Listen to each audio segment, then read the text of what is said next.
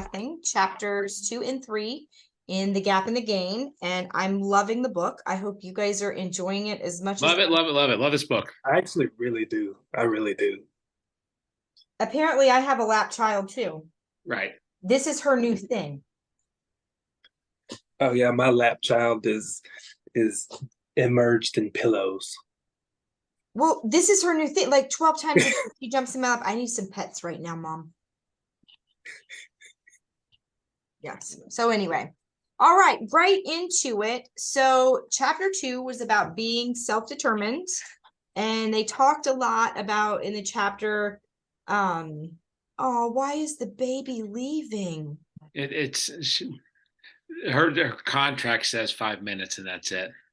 We're in negotiations to get her on for longer. Maybe next week. She's in high demand. I love it. Yes. Oh man. Can't help it. She's got another one she's got to do at 12:45. That was a good response. That was very quick on your feet there, my friends. Anyway, so in chapter 2, they talk about being self-determined, and they talk a lot about living in the gap and comparing yourself to yourself and to your own achievements, rather than consistently trying to always play catch up or comparing yourself to where others kind of are. And so they talk a lot about external reference points that make it impossible to fuel, because no matter what you have done, the success criteria is always moving, right? So how does that kind of correlate to you guys' lives? How are you going to implement these type of thoughts and strategies into your life? And as you were reading that, what kind of came to fruition in your brains? So the first two things that I think of is like a differentiation strategy. And then I also think about like the definition of being unique. You know, if you're gonna embrace your own uniqueness, you can't compare yourself to anyone else because there's no one else like you. So it's like, I don't know, that's kind of what I thought about. And it's just like the more you embrace it, it's like you think about it from a business standpoint, a differentiation strategy. Well, the reason you do a differentiation strategy is so you can charge more because you're adding value in different areas. So it's like it's almost like them saying, guys, it's like put it together, you get it now, you know. So For me, it was kind of like we talked about a little bit last week. I kind of jumped the gun, I guess, a little bit about like you've got to put your checklist together of like, what do I need to do every day versus like you can't measure by, like for us in real estate. I mean, I had the best day ever today because I talked to 40 people. I got nothing to show for it. I got a lot of MRFers. I had a couple of people sign up or whatever, but the one person's going to end up being $1 million buyer. One's going to end up giving me $1 million listing. So it's like you don't know. Today could be, and all. So to me, I think it's like you can't, because those like you said, those goalposts are going to be moving. We can't. You have to really be careful of what we measure. We can only measure what we can control. Well, right. And I think you just kind of hit it on the nail on the head, right? You can only measure what you can control. Right. I can't control how many phone calls you make tomorrow. I have zero control in that. And the amount of phone calls you make may equate to more business in your business than my business, but I can't control that, right? Like I right. absolutely can't control it. For me, it was another measuring tape, right? Like it was another definition of a successful piece of measurement. How am I today going to do better than I did yesterday? And I think, I coach a lot of agents. I've got a new agent who's brand new. She's about to come on to EXP. I met with her today. She may even join our book club, which I'm really excited about. Cool. And the first thing I told her, and the first thing I tell a lot of the agents that I coach is, you can't measure where you are today compared to where I am today. I am 8 years ahead of you, and I've had 43 years of different experiences than what you've had. And so I think that's a part of this that I kind of always knew, but I don't think I ever looked backwards at measuring my success today from my success yesterday. And I think for me, that's where a lot of the change and a lot of the the magic kind of happened in that chapter, was like, oh, I get it. Tomorrow, if I walked a mile yesterday, I need to walk a mile in a 10th today. Right. It is 100% against me and kind of what I did. How do you think this shift in thinking will change your business? What do you think that will do for you in business and in life, period, as you start measuring your own self against your own gains, as opposed to living in the gap where you're measuring yourself against others? Well, so I never really understood why I liked planning so much. But when I kind of think through this, so I've always thought, so as a kid, I always liked kind of, what is it? I recorded music, right? And the reason I recorded music was because I actually did it for, practice. You would practice a couple of times, you'd record it, and then you would do it again like 6 months later. And so I used to like kind of looking back at that and kind of seeing the progression, like just evolve over time. And so when I plan, it's always through like a vision board or like a Word document or whatever. And so that's something you can like, you can look at a plan that you made back in high school, like, oh, I'm going to be an astronaut and I'm going to do this and yada, yada, yada. And so you can look at it again like 10 years later, and you can see like where you just blew stuff out of the water, or you can see like, oh, okay, I clearly wasn't interested in that. And so that's always been like a fun activity for me. And I think this like book is kind of explaining like why almost.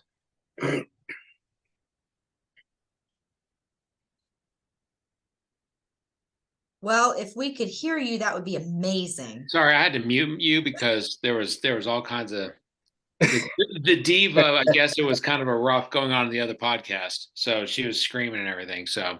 Um, so when I left a team before going solo, I was on a team for 3 years, and I spent a lot of time figuring out, all right, where am I versus where this team is? Like, how can I keep up? How can I this and that? And it's like, I can't keep up. Like, that dude was in business for years before I was. He's got a massive team. I'm all by myself as well. Like, I can't measure up. Like, there's no, and it took me a while to kind of get to that point where it's like, it's okay. I just have to look and see what I did last year and how can I improve it? How can I improve this month versus last month? How can I all so again, like we talked about last week, this is all stuff that you kind of know, but it never had a name. Right. But now that it has like a name and it has kind of like a framework, like it's like, okay, that's why this makes sense. That's why this is cool. Right. Yeah. No, I love these books because it gives everything we've already known, all this stuff we're reading. But I so love every once in a while you just find one where you get a huge definition. So for me, and where I think I'm going to implement this the most in my business is with my clients. I think I am going to try really, really, really hard, especially with buyers, to pull them out of the gap and put them in the gain by kind of using this chapter, right? Talking about, if you buy today, where are you going to be in 5 years? Right? As opposed to living in the gap. I have so many buyers right now stomping their feet, pounding their fists. Like, why didn't I buy a year ago? Why didn't I buy 5 years ago? Why didn't I buy 2 years ago? I can't afford what I want now because it's jumped up, 40%. And that's a crazy jump up. And so for me, it was a huge eye opener. Like, oh, let's start talking to our clients as if they bought the house. Like, let's use a little bit of that pain by not buying 4 years ago. Cause I have like 4 or 5 buyers right now who are just hating life because they couldn't really afford 4 years ago and they really can't afford today. But I think they all are trying to kind of be in the game where they see, okay, I need a buy, or I'm not going to ever be able to buy a house if I don't buy soon, at least not here in Atlanta, because prices are just getting to that point. And so for me, I think I want to use this part of the book and help them self-determine what's the best option for them and let them kind of realize on their own, with some guidance on my part, that if we put their thinking in the game and they understand that buying a house today may not be the most beautiful house, it may not be the house of their dreams, but if we foreshadow a little bit and show them what they'll have in 5 years, I think that will help move things down the pipeline a little faster for those clients. And then same thing with sellers. You know, I've got sellers who are just kind of heels in the ground. Oh, do I want, do I not want? I think that in my conversations and my scripts, my goal is to bring out this self-determined gain for all of my clients. I think that will help their motivation go up and help them move. Right. Like that was my biggest takeaway from this chapter. Yeah, because I mean, the buyers get like stuck in the mud and they can't see through the forest, and it's like, and it would have to come like for us in real estate. Like now, it's like it's a little busy right now. Like, there's multiple offers, there's that, but like, what if you didn't buy right now? What if you waited a year? Like in 1 year, prices are going to be higher. The rates are going to be lower, which means you're going to have a boatload of buyers out there. You're still going to have low inventory. So you're going to have more expensive houses and multiple offers with more people and more fun. Or you could get the house you want now. Correct. Cheaper, less headache, and then you refi next year. Correct. And then be the seller in a year or two. Right. You know, getting the win because our market's going nowhere. Like it was this was a good chapter for sales for me. Yep. Right. Get those people out of the gap and have them self-determine what the best way to go is. So right. Loved that. We probably, I don't know when our recorder clock is going to come on, but we're probably getting close to it. It normally comes on somewhere around 12:50 to 12:55. So I'll kind of go ahead and move to chapter 3. So the compound effects of seeing the gains. What a fun chapter. Did you guys come up with any sayings for this one? Any if this then that, after I will sayings? How did this chapter kind of come to fruition for you guys? It was, I guess, a little bit of a quick recap on it. It was a chapter that was kind of giving us a little bit of technique and skill on how to move from one place to the other, how to move from the gap to the gain. If you're in the gap, you know, you don't want to you're thinking about sugar and you're trying to get sugar out of your brain. But every time you think about sugar, let's do 10 push-ups, right? Let's take the negative thought, move it over with a positive action. And they talk a lot in this chapter about your stress level. They talk about how it affects your health, how it affects your outcome, how it affects your mindset and all that kind of stuff.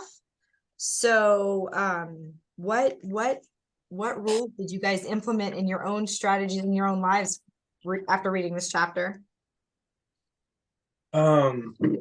This chapter actually made me think back to another book that I really need to kind of like either revisit or kind of get back into. And so it's like the 5 a.m. club.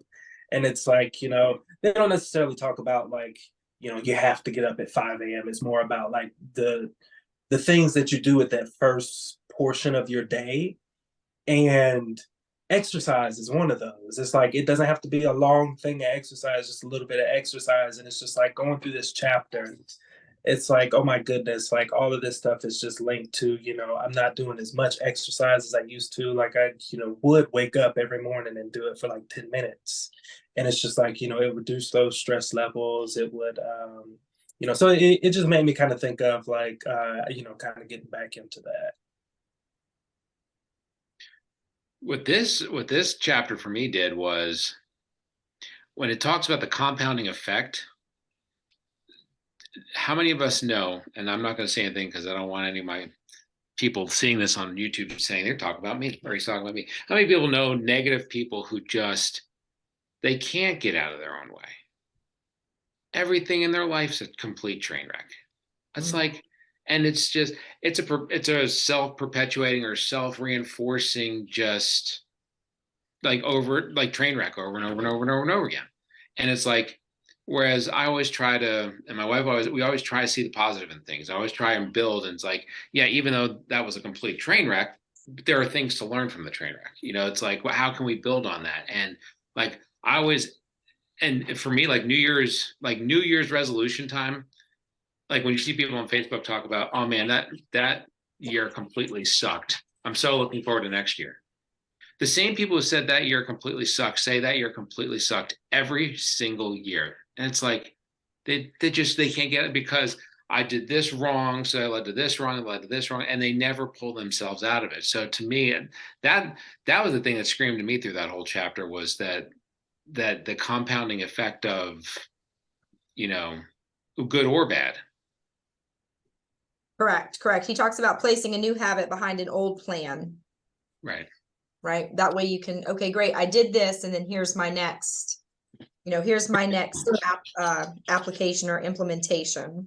Is this the chapter where he talked about comfort as well? Like a lot of the bad habits are usually just kind of, based out of comfort. Like you almost get kind of comfortable. Yeah. And that's kind of what gets hard to kind of pull yourself, in a sense, Steve, to your point, pull yourself out of, kind of that bad habit. Right. So my favorite part, I think it was when they were talking about, was it the rowing team where they asked themselves the question, does this habit make the boat go faster? Make the boat go faster, right? I have said that 500 times in the last week. Right. And now I've talked to my wife about it. Now I got her bought in, because now we'll do something. She's like, well, does it make the boat go faster? I was like, I love that woman. Right. Right. Like that was so huge for me. I mean, it's so, you make these goals in your life, you fill your buckets, whatever. And like, I've now started asking myself that question for everything in my life. Does this activity, talking to my kids like this, does that make me a better parent or a better relationship with my kids? The answer is no, I'm quitting. Does it create a better relationship with my husband? The answer is no, I'm out. Does it make me money? Those are the only 3 things I care about in life right now. And it's cool because in the book, he has there were a couple of things where he's like, there's 5 questions, right? And it's like, and if they all have to be yeses to move forward. Like as soon as there's a no, it's done.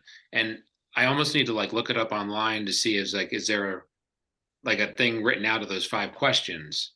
I'll go back and type them up and send them. I don't mind. That would be cool. I'd because we almost, I think, as realtors, it's like a lot of stuff is really flying by the seat of our pants some days, as far as shooting from the hip and this, but every day. But if we can actually put this down on paper and say, all right, now that we're in front of this, the check. All right, let's go forward. We could be more systematized on it. Yeah, no, I love it. To me, this was very much an accountability chapter. I felt like the first 2 chapters were kind of housekeeping. Here's what we need to do. This chapter, boom. What are you going to do? And I think they talk a little bit about this. Was it Atomic Habits where they talk about this, making one small change over and over and over again, or the one thing, what's the one thing that I can do that'll make everything else easier or non-existent? This chapter kind of reminded me a little bit about both of those 2 books, just because it was very much accountability. If this, then that, right? Yep. Now, question, do you guys think you're going to be able to spend, let me ask a different way. What is your objective on the if then that statements? Are you hoping to complete that at 100% of your activities? Or you're hoping to evaluate 80% of your activities? What commitment level are you going to put in your lives today as far as your commitment to do this? Does it make the boat go faster? I committed to 50%. I was like, okay, I'll look at 50% of my activities and make sure that, 50% of the things that I'm doing on a daily basis make the boat go faster in each of the categories that I'm looking, with the objective to use the gap in the gain to get from 50% to 100%, maybe by the end of the year. That's a good number. I like that number. A good plan. Yes. Just what she said. That's what I was going to say. Word for word. I started mine. I've been in the middle of it for a little bit, but it was part of an automation project. So there's actually a very high level of commitment if I tie it to that. Okay. Very good. I think it's awesome. I'm super excited about implementing all of this. I just think that it's going to be a total game changer. What else does he talk about? Give me 1 second. Let me look at my notes. So he also talks about how you frame your experience, kind of shapes it in your mind and your body. What did you guys think about that? What do you think about your thoughts and your actions shaping your ability to be in the gap in the gain? What did that kind of resonate with you guys? Or how did that kind of resonate with you guys?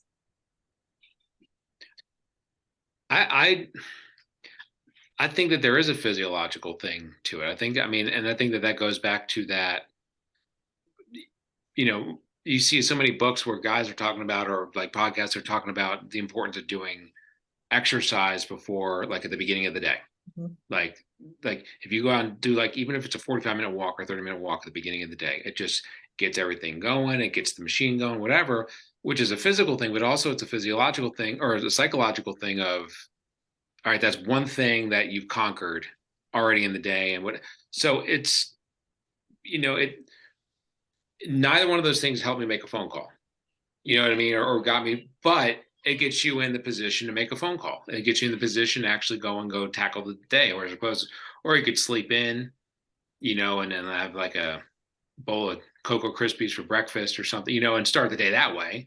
And then you're not in the position. So it's like, it's a physical thing, but it's also a mental thing, They probably go hand in hand somehow too, but Well, I think he talks in here a lot about, predetermined language allows you to determine how you use the info and how you perceive it, right? So kind of forward thinking about that kind of stuff gives you the ability to stay in the gap or in the gain as opposed to being in the gap. right. So it's funny because all of this stuff's linked to everything that I've learned in psychology. So right after college, I had like this very strange transition from, oh, I'm not in school more, to, oh, I'm in the real world and it's not really set up like school. So during that time, I took a very huge interest in psychology, and so I studied it for a few years. And so, like, the relationship between like your physical health is directly related to like the relationship between like your mental health, and is actually related to your gut health as well. So it's just like all of the stuff he's talking about is like all backed by so much like psychological research as to why like it's so beneficial to just you know take care of yourself. Right. Well, and he talks, I think this is the chapter that he talks about the experiment that was done at one of the colleges where they gave people milkshakes. Hmm. And they said, hey, this milkshake, same milkshake, 30 people in each room or whatever it was. Hey, this milkshake has 600 calories. You're going to be totally full. It's a meal replacement.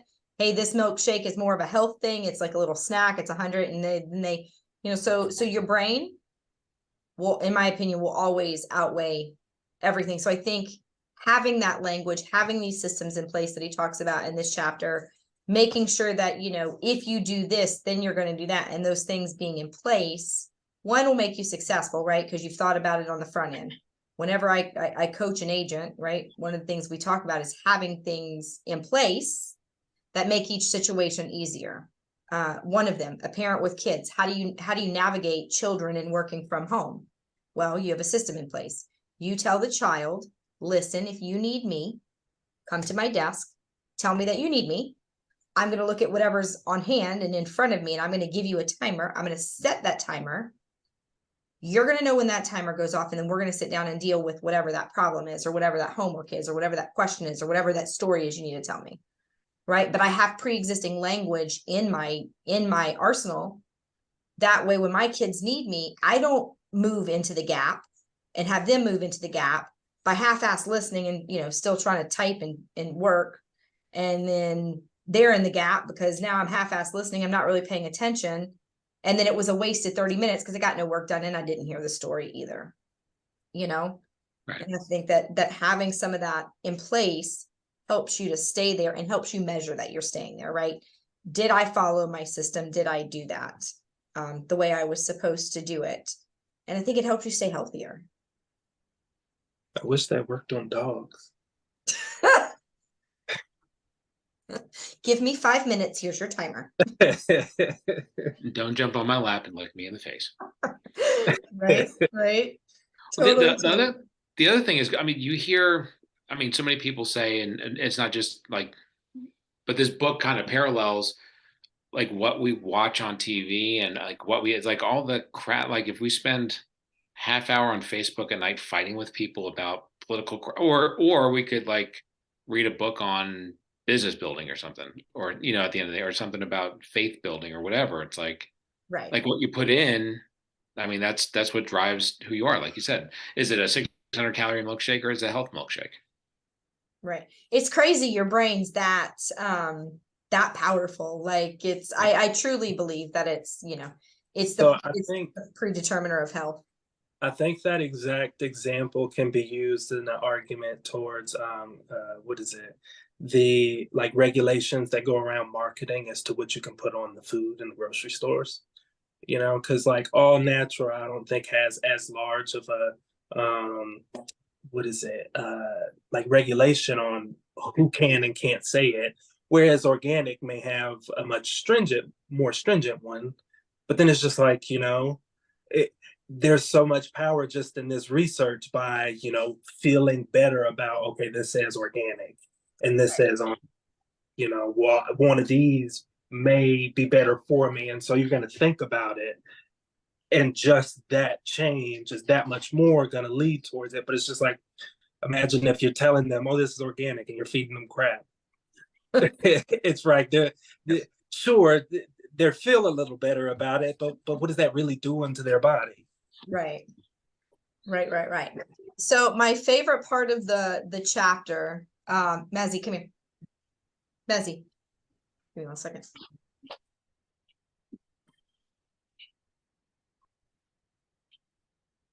Come here.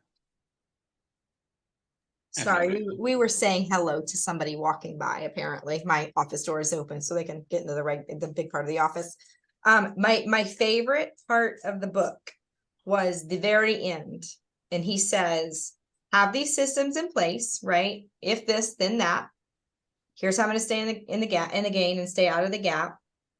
He says to have others call you out when you are in the gap. 1, is your family on board to do that?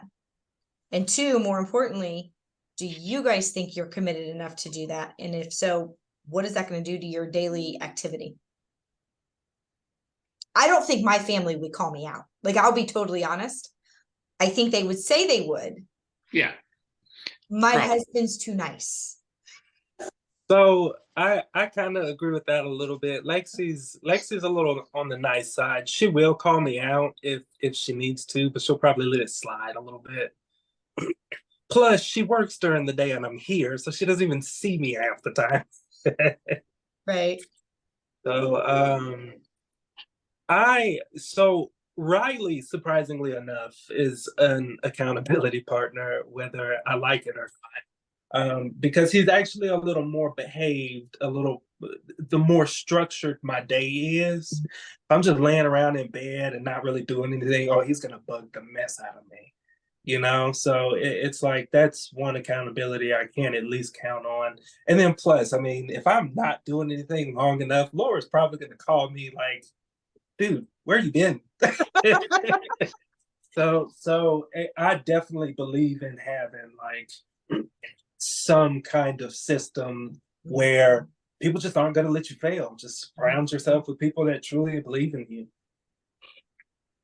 Right. My wife will call me out. I love it. If she hears me moping, she'll call me out, and I'll call her out if she's moping. Good. I don't know if the kids necessarily get, especially the teenagers. The teenagers like live in the gap. They move there.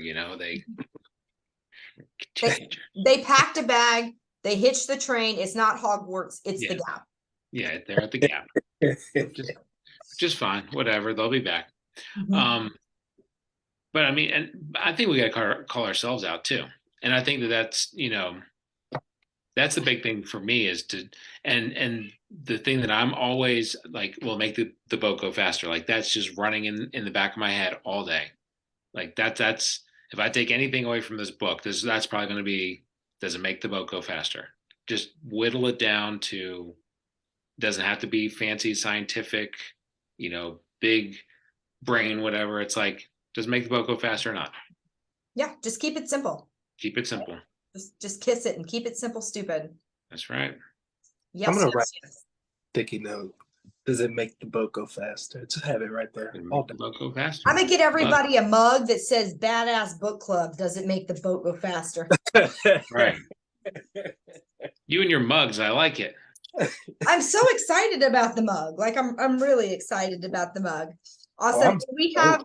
have about 6 minutes left. Were there any other points that we did not talk about that you guys wanted to kind of go over? I'm good.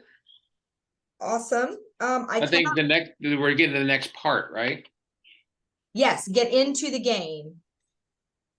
Somebody outside my window's not happy. They blowing their horn. Can y'all hear that? No. Okay. Oh, that was you. I thought that was me. No, like they are. All They I may hear be are my husband blowing his horn. He's just Yeah, excited. He's my getting ready to have another baby. Listen, I'm gonna shoot you. oh, Listen, internet, I am not having another baby. Laura's news. having a baby. I am not Laura having a Lerman. baby. Number 7. I will punch both of you right in the throat. Keep it up with Steve. She is not. So quick question. It looks like the end of the chapters are a little bit long because he chats with the author a little bit. Right. But I would say we probably, because if we don't read the last 3 chapters, that'll leave one chapter that's only 49 minutes, which is probably only about 20 minutes worth of book. So do we Right. want to try to get through all of part 2 for next week? That's about an hour in 20 minutes of reading. I mean, 2 hours and 20 minutes of reading. Yeah, unless, like you said, unless their little interview that they do is usually about half of that. Correct. So the book itself is probably only about an hour and a half. Yeah, I'm game. Let's go for it. That All right, works for me. perfect. So since we're gonna read the last part 2, we'll read the last of the book. I don't remember who is up next for the next book. Do one of y'all want to? Probably me. I think it's you because I think I just Steve was did. I just before did me. Seth Godin. So Yeah. Okay. Perfect. So be thinking about it. I already know mine. Okay. oh, excuse me. It's Rich Dad's Guide to Investing. There you go. Okay. Yeah.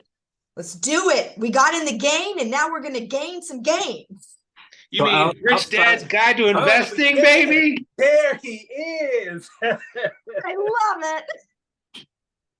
Sorry. Yeah, I'll start thinking through. That's my magic bookshelf back there.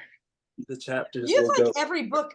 I swear, you're like Mary really Poppins of books. Exactly. You can't see what's back there. It's like a big name and it's back there.